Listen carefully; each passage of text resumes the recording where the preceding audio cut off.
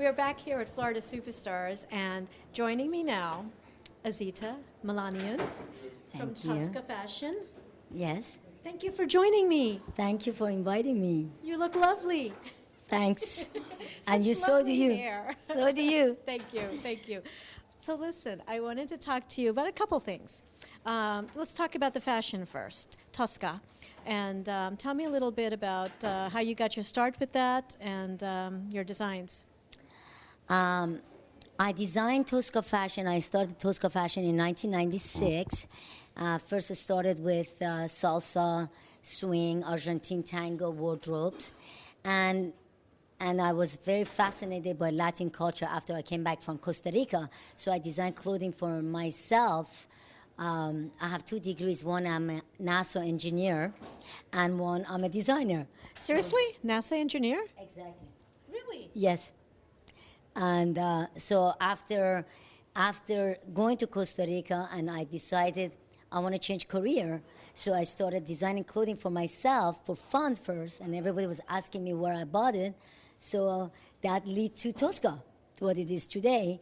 And in 2004, I started doing ballroom events, which I love, and is very upscale events and in a nice places with beautiful, educated, nice people.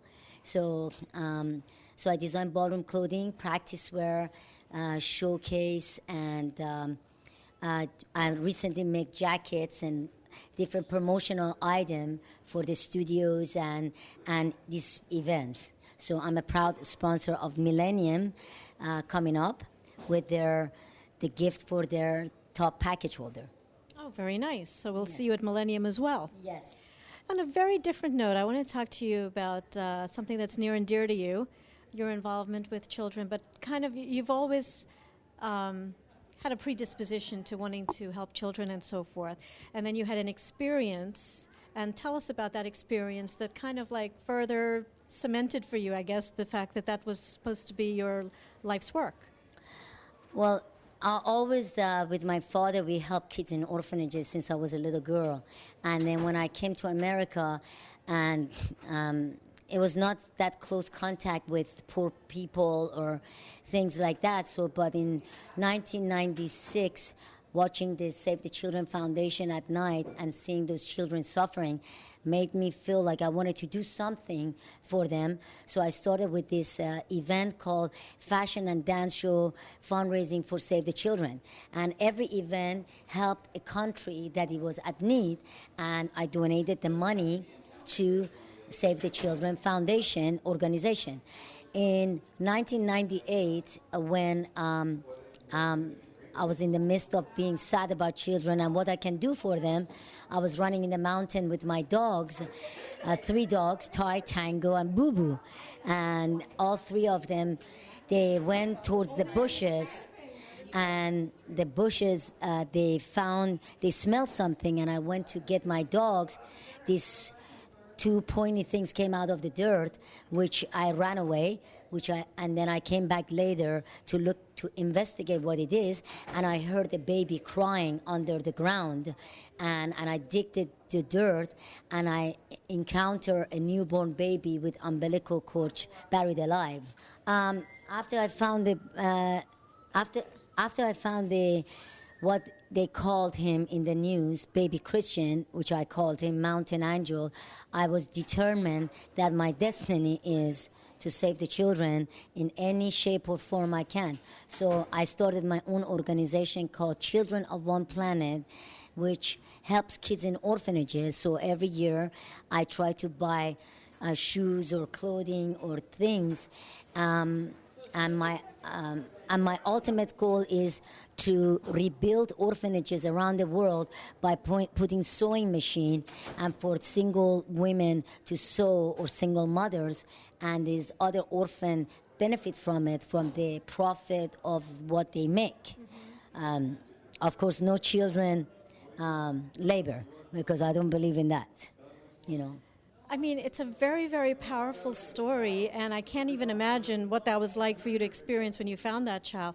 Do you know where this child is now? Yes, he got adopted 2000 In 1998, he got adopted, and as far as I know, he's in a family in Orange County, California, and they contacted me actually from Oprah because they were going to find him for me at the Oprah network, but I guess because probably he still doesn't know what happened to him, so that's why I'm sure we're going to be reunited again sometimes in the future when the time is right, when he's safe and it's the right time for his adopted family to tell him what happened. He's a little older, perhaps. Yeah, I'm hoping.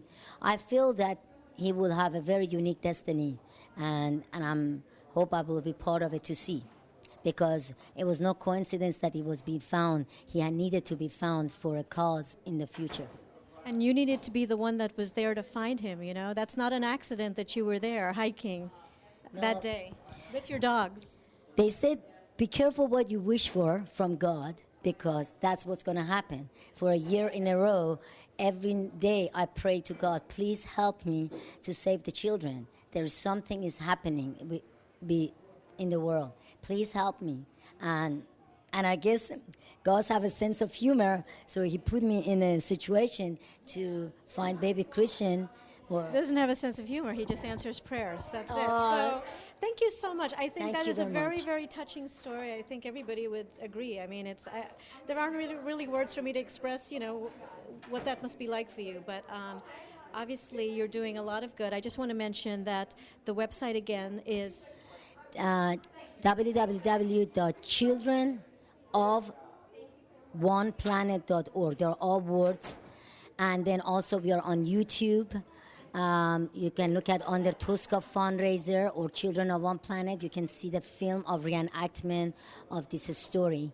And if anybody wants to know about our fundraising or wants to help or donate anything, can go through those websites. Okay, so be sure to check out childrenofoneplanet.org and Toscafashion.com. And also Toscafashion.com. Azita, thank you so much, sweetheart. Thank you so much. Okay, thank you for talking to Ballroom Fantasy and for sharing your story and for your bubbliness that you always bring to every competition I see you at, okay? Thank you, sweetie.